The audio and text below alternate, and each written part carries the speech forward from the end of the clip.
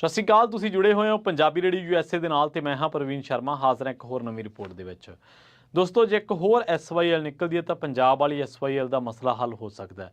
ਇਹ ਮੈਂ ਗੱਲਾਂ ਤਾਂ ਕਰ ਰਿਹਾ ਕਿਉਂਕਿ ਇੱਕ ਬਹੁਤ ਵੱਡਾ ਰਿਕਾਰਡ ਹੈ ਜਿਹੜਾ ਸ਼ਾਇਦ ਖੰਗਾਲੇ ਤੋਂ ਬਿਨਾਂ ਹੀ ਪਿਆ। ਪਰ ਕੀ ਤੁਹਾਨੂੰ ਪਤਾ ਵਾ ਕਿ ਜੇਕਰ ਇਹ SYL ਨਿਕਲਦੀ ਹੈ ਤਾਂ ਸਾਡਾ ਜਿਹੜਾ ਪੁਰਾਣਾ SYL ਵਾਲਾ ਝਗੜਾ ਹੈ ਉਹਦਾ ਮਸਲਾ ਹੱਲ ਹੋ ਸਕਦਾ। ਪੰਜਾਬ ਦੇ ਪਾਣੀਆਂ 'ਤੇ ਇੱਕ ਵੱਡਾ ਡਾਕਾ ਵੱਜਣ ਤੋਂ ਰੋਕ ਲੱਗ ਸਕਦੀ ਹੈ, ਉਹਦੇ ਤੋਂ ਪੰਜਾਬ ਦਾ ਬਚਾਅ ਹੋ ਸਕਦਾ ਅਤੇ ਪੰਜਾਬ ਦਾ ਪਾਣੀ ਪੰਜਾਬ ਕੋਲ ਹੀ ਰਹਿ ਸਕਦਾ। ਅਤੇ ਪੰਜਾਬ ਅਤੇ ਹਰਿਆਣਾ ਦੇ ਵਿੱਚ ਜਿਹੜਾ ਰੇੜਕਾ ਵਾ, ਜਿਹਦਾ ਸਿਆਸਤ ਹਮੇਸ਼ਾ ਫਾਇਦਾ ਚੁੱਕਦੀ ਆ, ਉਹ ਖਤਮ ਵੀ ਹੋ ਸਕਦਾ। ਇਹ ਰੇੜਕਾ ਕੀ ਹੈ, ਪੂਰਾ ਪ੍ਰੋਜੈਕਟ ਕੀ ਹੈ, ਤੁਹਾਨੂੰ ਤਫਸੀਲ ਦੇ ਨਾਲ ਦੱਸਦਾ। ਅਸਲ ਦੇ ਵਿੱਚ ਜਿਹੜੀ ਮੈਂ ਦੂਜੀ SYL ਨਹਿਰ ਦੀ ਗੱਲ ਕਰਦਾ, ਜੇ ਨਿਕਲਦੀ ਹੈ ਤਾਂ ਪੰਜਾਬ ਬਚ ਜੂਗਾ। ਇਹ ਇੱਥੋਂ ਦੀ SYL ਨਹੀਂ ਹੈ, ਇਹ ਹੈ ਸ਼ਾਰਦਾ ਯਮੁਨਾ ਲਿੰਕ ਨਹਿਰ। ਇਸ ਨਹਿਰ ਦੇ ਰਾਹੀਂ ਹਰਿਆਣੇ ਦੇ ਇੱਕ ਬਹੁਤ ਵੱਡੇ ਹਿੱਸੇ ਨੂੰ ਪਾਣੀ ਪਹੁੰਚਾਇਆ ਜਾ ਸਕਦਾ ਅਤੇ ਇਹਦਾ ਪ੍ਰੋਜੈਕਟ ਕੀ ਹੈ, ਪੂਰਾ ਕਿੱਥੋਂ ਤੋਂ ਕਿੱਥੋਂ ਲੈ ਕੇ ਬਣਨਾ ਹੈ।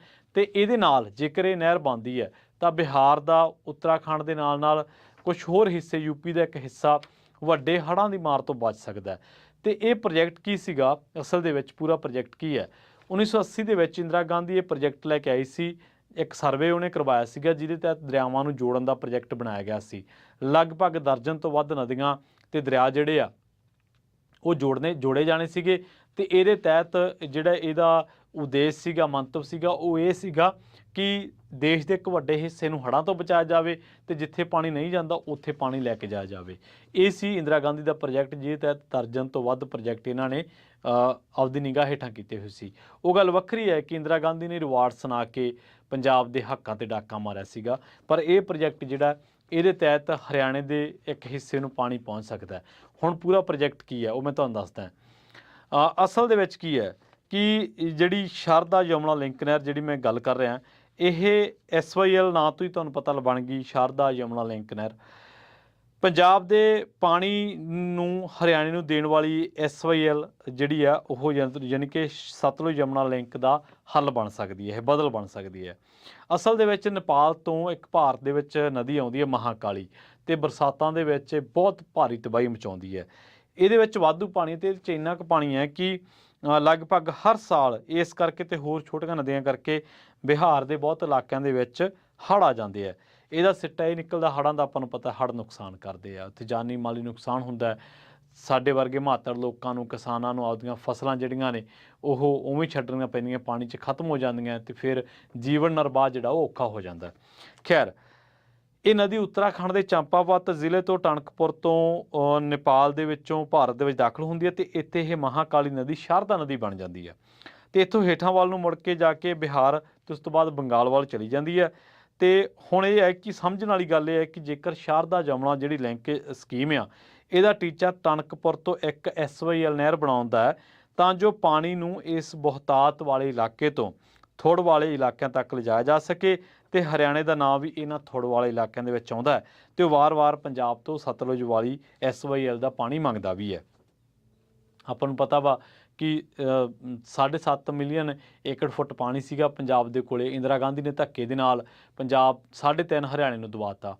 3.5 ਦੇ ਵਿੱਚੋਂ 1.7 ਮਿਲੀਅਨ ਏਕੜ ਫੁੱਟ ਤਾਂ ਜਾ ਰਿਹਾ ਆਲਰੇਡੀ ਹਰਿਆਣੇ ਨੂੰ, 1.8 ਮਿਲੀਅਨ ਏਕੜ ਫੁੱਟ ਰਹਿੰਦਾ ਵਾ। ਅਤੇ ਉਹਦੇ ਨਾਲ ਕੀ ਆ, ਹੁਣ ਜਿਹੜੀ ਇਹ ਸਕੀਮ ਸੀਗੀ, ਟਣਕਪੁਰ ਤੋਂ ਇੱਕ ਨਹਿਰ ਉੱਤਰਾਖੰਡ ਦੇ ਜ਼ਿਲ੍ਹੇ ਊਧਮ ਸਿੰਘ ਨਗਰ ਵੱਲ ਦੀ ਲਿਆ ਕੇ ਦਿੱਲੀ ਦੇ ਕੋਲ ਮੁਜ਼ੱਫਰਨਗਰ ਤੋਂ ਪਾਣੀਪਤ ਵੱਲ ਨੇੜੇ ਕਿਰਾਨਾ ਸ਼ਹਿਰ ਆਉਂਦਾ, ਉੱਥੇ ਤੱਕ ਸ਼ਾਰਦਾ ਨਦੀ ਦਾ ਪਾਣੀ ਲਿਆ ਕੇ ਯਮੁਨਾ ਦੇ ਵਿੱਚ ਪਾ ਦਿੱਤਾ ਜਾਵੇ। ਉਹਦੇ ਰਸਤੇ ਦੇ ਵਿੱਚ ਰਾਮਗੰਗਾ, ਮੰਦਾਕਨੀ ਅਤੇ ਅਲਕਨੰਦਾ ਵਰਗੀਆਂ ਪੁਰਾਣੀਆਂ ਨਦੀਆਂ ਪੈਂਦੀਆਂ ਨੇ, ਅਤੇ ਇਹਨਾਂ ਸਾਰੀਆਂ ਦਾ ਪਾਣੀ ਵੀ ਇਹਦੇ ਵਿੱਚ ਪਾ ਦੇਣਾ ਚਾਹੀਦਾ। ਅਤੇ ਅੱਗੇ ਜਾ ਕੇ ਗੰਗਾ ਦੇ ਉੱਤੋਂ ਦੀ ਇੱਕ ਬਰਾਜ ਬਣਾ ਕੇ, ਜਾਂ ਮਤਲਬ ਇਹ ਪਾਣੀ ਗੰਗਾ ਦੇ ਉੱਤੋਂ ਦੀ ਲੰਘਦਾ ਹੋਵੇ ਜਾਂ ਹੇਠੋਂ ਦੀ ਲੰਘਾ ਕੇ ਯਮੁਨਾ ਦੇ ਵਿੱਚ ਪੈਂਦਾ ਜਿਹੜਾ ਉਹ ਕਰ ਦਿੱਤਾ ਜਾਵੇ, ਅਤੇ ਇਸੇ ਵਿੱਚੋਂ ਇੱਕ SYL ਵਰਗੀ ਵੱਡੀ ਨਹਿਰ ਬਣਾ ਕੇ ਹਰਿਆਣੇ ਨੂੰ ਪਾਣੀ ਦੇ ਦਿੱਤਾ ਜਾਵੇ। ਅਤੇ ਹਰਿਆਣੇ ਨੂੰ ਲਗਭਗ ਓਨਾ ਹੀ ਪਾਣੀ ਮਿਲ ਸਕਦਾ ਜਿੰਨਾ ਪਾਣੀ ਉਹ ਪੰਜਾਬ ਵਾਲੀ ਸਤਲੁਜ ਵਾਲੀ ਜਿਹੜੀ SYL ਹੈ, ਸਤਲੁਜ ਯਮੁਨਾ ਲਿੰਕ ਨਹਿਰ, ਉਹਦੇ ਤੋਂ ਮੰਗਦਾ। ਸ਼ਾਰਦਾ ਯਮੁਨਾ ਲਿੰਕ ਨਹਿਰ ਸਤਲੁਜ ਯਮੁਨਾ ਲਿੰਕ ਨਹਿਰ ਦਾ ਕੰਮ ਕਰ ਸਕਦੀ ਹੈ, ਪਰ ਜੇਕਰ ਹਕੂਮਤ ਜਾਂ ਸੱਤਾ ਜਾਂ ਸਿਆਸਤ ਇਸ ਪਾਸੇ ਆਉਣਾ ਚਾਹੁੰਦੀ ਹੋਵੇ। ਹਰਿਆਣੇ ਨੂੰ ਪਾਣੀ ਦੇਣ ਤੋਂ ਅੱਗੇ ਵੱਡਾ ਫਾਇਦਾ ਇੱਕ ਹੋਰ ਹੋਊਗਾ, ਉਹ ਇਹ ਕਿ ਦਿੱਲੀ ਦਾ ਇੱਕ ਬਹੁਤ ਵੱਡਾ ਹਿੱਸਾ ਇਸ ਪਾਣੀ ਦਾ ਫਾਇਦਾ ਲੈ ਸਕੂਗਾ। ਇਹਦੇ ਨਾਲ ਨਾਲ ਰਾਜਸਥਾਨ, उत्तर प्रदेश ਦੇ ਵਿੱਚੋਂ ਹੁੰਦਾ ਹੈ, ਇਹਨੂੰ ਗੁਜਰਾਤ ਤੱਕ ਵੀ ਪਹੁੰਚਾਇਆ ਜਾ ਸਕਦਾ ਹੈ। ਜਿੱਥੇ ਪਾਣੀ ਦੀ ਲੋੜ ਆ ਉੱਥੇ ਪਾਣੀ ਮਿਲ ਜੂਗਾ ਤੇ ਜਿੱਥੇ ਹੜ੍ਹਾਂ ਦੀ ਮਾਰ ਕਰਦੇ ਆ ਹੜ੍ਹ, ਉੱਥੇ ਹੜ੍ਹਾਂ ਤੋਂ ਛੁਟਕਾਰਾ ਹੋ ਜੂਗਾ। ਤੇ ਸਭ ਤੋਂ ਵੱਡਾ ਫਾਇਦਾ ਪੰਜਾਬ ਨੂੰ ਕਿ ਪੰਜਾਬ ਦਾ SYL ਵਾਲਾ ਖਹਿੜਾ ਛੁੱਟ ਜੂਗਾ। ਕਿਉਂਕਿ ਜਦੋਂ ਹਰਿਆਣੇ ਨੂੰ ਪਾਣੀ ਮਿਲ ਗਿਆ ਤਾਂ ਫਿਰ ਪੰਜਾਬ ਤੋਂ ਪਾਣੀ ਮੰਗਣ ਦੀ ਤੁਕ ਕੀ ਰਹਿੰਦੀ ਹੈ। ਹੁਣ ਸੁਪਰੀਮ ਕੋਰਟ ਦੇ ਵਿੱਚ ਆਪਾਂ ਜ਼ਿਕਰ ਕਰਦੇ ਹਾਂ, ਜਿਵੇਂ SYL ਦਾ ਜ਼ਿਕਰ ਆਉਂਦਾ, ਉਵੇਂ ਸੁਪਰੀਮ ਕੋਰਟ ਨੇ ਇਸ SYL ਦੇ ਮਸਲੇ ਦੇ ਵਿੱਚ ਵੀ ਸਟੇਟਮੈਂਟ ਦਿੱਤੀ ਆ। ਉਹਨੇ ਕਿਹਾ ਸੀਗਾ 2002 ਦੇ ਵਿੱਚ ਕਿ ਇਹ ਜਿਹੜੀ ਸ਼ਾਰਦਾ ਯਮੁਨਾ ਲਿੰਕ ਨਹਿਰ ਆ, ਤੁਸੀਂ ਇਹਨੂੰ ਵੀ ਪੂਰਾ ਕਰੋ। ਉਦੋਂ ਵਾਜਪਾਈ ਸਰਕਾਰ ਨੇ ਇਹਦੀ ਫਾਈਲ ਕੱਢੀ ਇਸ ਨਹਿਰ ਦੀ, ਫਿਰ ਕੁਛ ਨਹੀਂ ਹੋ ਸਕਿਆ, ਹਾਲਾਂਕਿ ਹਰੀ ਝੰਡੀ ਵੀ ਦਿੱਤੀ। ਪਰ ਉਸ ਤੋਂ ਬਾਅਦ ਹੁਣ ਪਿਛਲੇ ਦਿਨੀ ਨਰਿੰਦਰ ਮੋਦੀ ਦੀ ਅਗਵਾਈ ਵਾਲੀ ਜਿਹੜੀ ਸਰਕਾਰ ਆ, ਉਹਨੇ ਇਹੋ ਜਿਹੀਆਂ ਫਾਈਲਾਂ ਕੱਢੀਆਂ ਨੇ ਤੇ ਸ਼ਾਰਦਾ ਯਮੁਨਾ ਲਿੰਕ ਨਹਿਰ ਦੀ ਇੱਕ ਸੰਭਾਵਿਤ ਰਿਪੋਰਟ ਸਰਕਾਰ ਨੂੰ ਭੇਜਦੇ ਹੋਏ ਇਸ ਨੂੰ ਬਣਾਉਣ ਦੀ ਸਿਫਾਰਿਸ਼ ਵੀ ਜਿਹੜੀ ਆ ਉਹ ਕੀਤੀ ਹੈ। ਜੇਕਰ ਇਹ ਸਕੀਮ ਅਮਲੀ ਰੂਪ ਦੇ ਵਿੱਚ ਲਾਗੂ ਹੁੰਦੀ ਹੈ ਤਾਂ ਬਿਨਾਂ ਸ਼ੱਕ ਪੰਜਾਬ ਦੇ ਪਾਣੀ ਦੇ ਬਚ ਜਾਣ ਦਾ ਰਾਹ ਖੁੱਲ੍ਹ ਸਕਦਾ।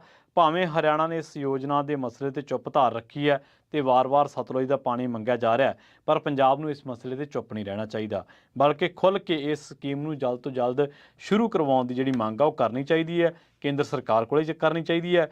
ਤੇ ਜੇਕਰ ਵਿਰੋਧੀ ਦਲ ਸਿਰਫ ਇਸ ਕਰਕੇ ਆਪਣੀ ਆਵਾਜ਼ ਨੂੰ ਨਰਮ ਰੱਖਣ, ਕਿਉਂਕਿ ਇਹ ਪੰਜਾਬ ਦਾ ਮਸਲਾ, ਪੰਜਾਬ ਦੇ ਪਾਣੀਆਂ ਦਾ, ਪਰ ਮਸਲਾ ਰਾਜਨੀਤੀ ਤੋਂ ਉੱਪਰ ਹੋਣਾ ਚਾਹੀਦਾ।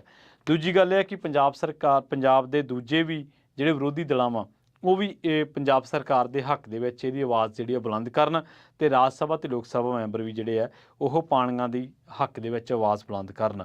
ਤੇ ਇਹ ਸਕੀਮ ਨੂੰ ਤੁਸੀਂ ਜੇਕਰ ਲਾਗੂ ਕਰਦੇ ਹੋ ਤੇ ਪੱਬਾਂ ਭਾਰ ਹੋ ਕੇ ਜ਼ੋਰ ਲਾਓ ਤਾਂ ਬਿਨਾਂ ਕੋਈ ਰਾਜਨੀਤਿਕ ਮੌਕਾ ਪ੍ਰਸਤੀ ਕੀਤੇ ਤਾਂ ਇੱਕ ਬਹੁਤ ਵੱਡਾ ਜਿਹੜੀ ਆ ਪੰਜਾਬ ਨੂੰ ਫਾਇਦਾ ਹੋ ਸਕਦਾ। ਤੇ ਖੁਦ ਪਾਣੀ ਦੀ ਕਮੀ ਦੇ ਨਾਲ ਜੂਝ ਰਿਹਾ ਪੰਜਾਬ ਫਿਰ ਤੋਂ ਕਿਤੇ ਇਹ ਨਾ ਹੋਵੇ ਕਿ ਅਦਾਲਤ ਦੇ ਵਿੱਚ ਦੋਸ਼ੀਆਂ ਵਾਂਗ ਖੜਾ ਹੋਵੇ। ਸੋ ਹੁਣ 2-3 ਸਵਾਲ ਨੇ ਕਿ ਜੇਕਰ ਦੇਸ਼ ਦੀ ਸੁਪਰੀਮ ਕੋਰਟ ਨੂੰ ਲੱਗਦਾ ਵਾ ਕਿ ਪਾਣੀ ਕੁਦਰਤੀ ਸੋਮੇ ਹੈ ਤੇ ਪਾਣੀਆਂ ਤੇ ਸਾਰਿਆਂ ਦਾ ਹੱਕ ਹੈ, ਤਾਂ ਫਿਰ ਜ਼ਾਹਰ ਦੀ ਗੱਲ ਹੈ ਕਿ ਇੱਕ ਸਵਾਲ ਇਹ ਉੱਠੂਗਾ ਕਿ ਧਰਤੀ 'ਚੋਂ ਨਿਕਲਦਾ ਜਿਹੜਾ ਕੋਲਾ ਵਾ, ਲੋਹਾ ਵਾ ਤੇ ਹੋਰ ਧਾਤਾਂ, ਕੀ ਉਹ ਕੁਦਰਤੀ ਸਰੋਤ ਨਹੀਂ ਹੈ?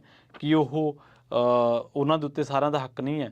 ਪੰਜਾਬ ਨੂੰ ਵੀ ਹੁਣ ਯਮੁਨਾ ਦੇ ਪਾਣੀ ਉੱਤੇ ਜਿਹੜਾ ਆਪਣਾ ਹੱਕ ਆ ਉਹ ਜਤਾਉਣਾ ਚਾਹੀਦਾ ਤੇ ਕਹਿਣਾ ਚਾਹੀਦਾ ਕਿ ਜੇਕਰ ਸਤਲੁਜ ਦਾ ਪਾਣੀ ਰਾਜਸਥਾਨ ਨੂੰ ਦਿੱਤਾ ਜਾ ਰਿਹਾ ਤੇ ਪੰਜਾਬ ਨੂੰ ਯਮੁਨਾ ਦਾ ਪਾਣੀ ਕਿਉਂ ਨਾ ਦਿੱਤਾ ਜਾਵੇ। ਫਿਰ 1873 ਦੀ ਗੱਲ ਹੈ, ਜਦੋਂ ਸਰਹੰਦ ਨਹਿਰ ਕੱਢੀ ਗਈ ਸੀ, ਉਦੋਂ ਨਾਭਾ, ਜੀਂਦ ਤੇ ਮਲੇਰਕੋਟਲਾ ਰਿਆਸਤਾਂ ਪਾਣੀ ਦਾ ਮੁੱਲ ਧਾਰਦੀਆਂ ਸੀਗੀਆਂ।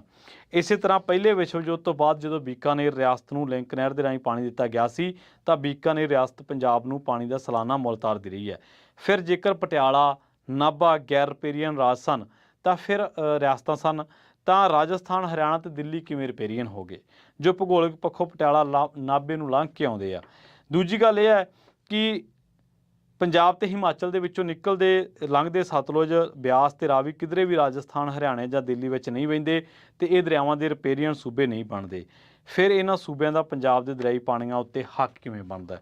ਜਦੋਂ ਪੰਜਾਬ ਕੋਲ ਆਪਣੇ ਵਾਸਤੇ ਪਾਣੀ ਹੈ ਨਹੀਂ, ਪੰਜਾਬ ਦੇ ਕਿੰਨੇ ਬਲਾਕ ਡੇਂਜਰ ਜ਼ੋਨ ਦੇ ਵਿੱਚ ਨੇ, ਤਾਂ ਪੰਜਾਬ ਆਪਣੇ ਪਾਣੀ ਦਾ ਹਿੱਸਾ ਰਾਜਸਥਾਨ ਜਾਂ ਹਰਿਆਣੇ ਨੂੰ ਕਿਉਂ ਦੇਵੇ? ਤੇ ਜੇਕਰ ਕੇਂਦਰ ਜਾਂ ਸੁਪਰੀਮ ਕੋਰਟ ਪੰਜਾਬ ਦੇ ਨਾਲ ਇੱਦਾਂ ਕਰਦੇ ਆ ਤੇ ਇਹ ਪੰਜਾਬ ਦੇ ਨਾਲ ਸਰਾਸਰ ਜਿਹੜਾ ਉਹ ਧੱਕਾ ਆ। ਸੋ ਜੇਕਰ ਨੇਕ ਨੀਤੀ ਦੇ ਨਾਲ ਇਸ ਦੂਜੀ SYL ਤੇ ਗੌਰ ਕੀਤੀ ਜਾਵੇ ਤਾਂ ਬਿਹਾਰ, ਜਿੱਥੇ ਸਾਡੇ ਕਿਸਾਨ ਭੈਣ ਭਰਾਵਾਂ ਦਾ ਐਡਾ ਨੁਕਸਾਨ ਹੁੰਦਾ, ਉਹਨਾਂ ਦੀਆਂ ਫਸਲਾਂ ਮਰਦੀਆਂ ਨੇ, ਮਹਾਕਾਲੀ ਨਦੀ ਦੇ ਵਿੱਚ ਹੜ੍ਹ ਆਉਂਦਾ ਜਿਹੜਾ ਕਿ ਭਾਰਤ ਦੇ ਵਿੱਚ ਐਂਟਰ ਹੋਣ ਸਾਰੀ ਸ਼ਾਰਦਾ ਬਣ ਜਾਂਦੀ ਹੈ ਤੇ ਮਹਾਕਾਲੀ ਨਦੀ ਜਿਹੜੀ ਹੈ, ਤਾਂ ਜੇਕਰ ਇਹਨੂੰ, ਜਿਵੇਂ ਮੈਂ ਕਹਿ ਕੇ ਹਟਿਆ ਕਿ ਟਣਕਪੁਰ ਤੋਂ SYL ਬਣੇ, ਜਿਹਨੂੰ ਟਣਕਪੁਰ ਤੋਂ ਉੱਤਰਾਖੰਡ ਦੇ ਜ਼ਿਲ੍ਹੇ ਊਧਮ ਸਿੰਘ ਨਗਰ ਵੱਲ ਦੀ ਲਿਆ ਕੇ ਦਿੱਲੀ ਦੇ ਕੋਲ ਮੁਜ਼ੱਫਰਨਗਰ ਤੋਂ ਪਾਣੀਪਤ ਨੇੜੇ ਲਿਆ ਕੇ, ਕਰਾਨੇ ਕੋਲ ਲਿਆ ਕੇ, ਫਿਰ ਸ਼ਰਦਾ ਨਦੀ ਦਾ ਪਾਣੀ ਲਿਆ ਕੇ ਯਮੁਨਾ ਦੇ ਵਿੱਚ ਪੈ ਜਾਵੇ ਤੇ ਉਸੇ ਰਸਤੇ ਦੇ ਵਿੱਚ ਰਾਮਗੰਗਾ, ਮੰਦਾਕਣੀ ਤੇ ਅਲਕਨੰਦਾ ਵਰਗੀਆਂ ਪੁਰਾਣੀਆਂ ਨਦੀਆਂ ਵੀ ਪੈਂਦੀਆਂ ਤੇ ਇਹਦਾ ਸਾਰੀਆਂ ਦਾ ਪਾਣੀ ਇਹਦੇ ਵਿੱਚ ਦੀ ਪਾ ਕੇ ਤੇ ਅੱਗੇ ਗੰਗਾ ਨਦੀ ਦੇ ਉੱਤੋਂ ਦੀ ਲੰਘਾ ਕੇ ਤੇ ਇਹ ਫਿਰ ਯਮੁਨਾ ਦੇ ਵਿੱਚ ਜਿਹੜਾ ਉਹ ਪੈਂਦਾ ਕੀਤਾ ਜਾਵੇ ਤੇ ਇਹਦੇ ਵਿੱਚੋਂ ਇੱਕ SYL ਕੱਢੀ ਜਾਵੇ, ਜਿਹੜੀ ਕਿ ਹਰਿਆਣੇ ਨੂੰ ਲਗਭਗ ਓਨਾ ਹੀ ਪਾਣੀ ਦੇ ਦੇਊਗੀ, 1.8 ਮਿਲੀਅਨ ਏਕੜ ਫੁੱਟ, ਜਿੰਨਾ ਕਿ ਹਰਿਆਣਾ ਸਤਲੁਜ ਦੇ ਵਿੱਚੋਂ ਮੰਗਦਾ। ਤੇ ਜੇਕਰ ਹਰਿਆਣਾ ਸਤਲੁਜ 'ਚੋਂ ਮੰਗ ਸਕਦਾ ਤੇ ਸਾਡਾ ਕੀ ਯਮੁਨਾ ਦੇ ਵਿੱਚ ਹਿੱਸਾ ਨਹੀਂ ਬਣਦਾ? ਜੇਕਰ ਰਾਜਸਥਾਨ, ਜਿਹਦੇ ਕੋਲ ਦੀ ਕੋਈ ਦਰਿਆ ਨਹੀਂ ਲੰਘਦਾ, ਜਿਹਦੇ ਕੋਲ ਦੀ ਕੋਈ ਨਦੀ ਨਹੀਂ ਲੰਘਦੀ, ਜੇਕਰ ਉਹਨਾਂ ਦਾ ਹਿੱਸਾ ਬਣ ਸਕਦਾ, ਉਹਨਾਂ ਨੂੰ ਦਿੱਤਾ ਜਾ ਸਕਦਾ, ਤਾਂ ਕੀ ਪੰਜਾਬ ਦਾ ਨਹੀਂ ਹਿੱਸਾ ਬਣਦਾ ਵਾ? ਤੇ ਜੇਕਰ ਇਹ ਇੰਨੀ ਦੂਰ ਨੇ, ਇਹਨਾਂ ਦੀ ਕੋਈ ਹੱਦ ਨਹੀਂ ਲੱਗਦੀ, ਕੋਈ ਦਰਿਆ ਨਹੀਂ ਲੰਘਦਾ, ਤੇ ਫਿਰ ਰਿਪੇਰੀਅਨ ਤਾਂ ਪੰਜਾਬ ਹੀ ਹੋਇਆ ਨਾ। ਤੇ ਜੇਕਰ ਪੰਜਾਬ ਰਿਪੇਰੀਅਨ ਹੈ ਤਾਂ ਫਿਰ ਪੰਜਾਬ ਨੂੰ ਰਿਪੇਰੀਅਨ ਮੰਨ ਕੇ ਵੰਡ ਕਿਉਂ ਨਹੀਂ ਹੁੰਦੀ। ਤਾਂ ਰਿਪੇਰੀਅਨ ਲਾਅ ਦੇ ਮੁਤਾਬਕ ਇਹ ਵੰਡਾਂ ਹੋਣੀਆਂ ਚਾਹੀਦੀਆਂ। ਭਗਵੰਤ ਮਾਨ ਦੀ ਅਗਵਾਈ ਵਾਲੀ ਸਰਕਾਰ ਨੂੰ ਕੁਝ ਕਾਨੂੰਨੀ ਨੁਕਤਿਆਂ 'ਤੇ ਗੌਰ ਕਰਕੇ ਪੰਜਾਬ ਦੇ ਇਹਨਾਂ ਮਸਲਿਆਂ ਨੂੰ ਵੀ ਵਿਚਾਰਨਾ ਚਾਹੀਦਾ ਹੈ ਤੇ ਇਹਨਾਂ ਸਾਰੀਆਂ ਸਰਕਾਰਾਂ ਨੂੰ, ਸਾਰੇ ਸਿਆਸਤਦਾਨਾਂ ਨੂੰ ਪੁਰਜ਼ੋਰ ਇਹ ਮੰਗ ਕਰਨੀ ਚਾਹੀਦੀ ਹੈ ਕਿ ਜਿਹੜੀ ਦੂਜੀ ਸ਼ਾਰਦਾ ਯਮੁਨਾ ਲਿੰਕ ਨਹਿਰ ਹੈ ਉਹਦਾ ਪ੍ਰੋਜੈਕਟ ਵੀ ਚੱਲਣਾ ਚਾਹੀਦਾ, ਜਿਹਦਾ ਫਾਇਦਾ ਹਰਿਆਣੇ ਨੂੰ ਹੋਊਗਾ ਤੇ ਸਾਨੂੰ ਵੀ।